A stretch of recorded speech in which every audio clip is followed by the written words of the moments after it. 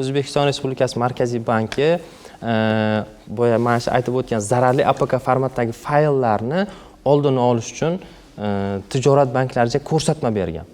Bu ko'rsatma shundan iboratki, tijorat bankning mobil ilovasini ishlatish jarayoningizda agarda siz zararli APK formatdagi fayl yuklab olgan bo'lsangiz, mobil ilova sizga ko'rsatadi. Sizda taklifnoma .apk fayl bor, o'chirib tashlang deydi. Siz uni bosasiz, o'chirib tashlaysiz, mobil ilova ishlab ketaveradi. Bu bilan nima demoqchiman? Sizni, ya'ni tijorat bank o'z mijozlarini xavfsizligini yana ham mustahkamladi. O'zi aslida fuqaro zararli APK fayl yuklab olish kerak emas. Endi u sizga yuboradi-ku, qanaqa yuklab olamiz biz?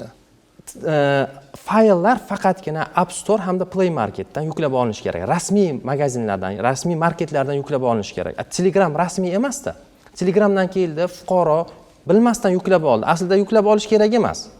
Bilmasdan yuklab olgan taqdirda ham tijorat banklarining mobil ilovasi ko'rsatadi. Sizda to'yga taklifnoma, bu sizning rasmingizmi deb nomlangan zararli APK formatdagi fayl bor, o'chirib tashlang deb ko'rsatma beradi.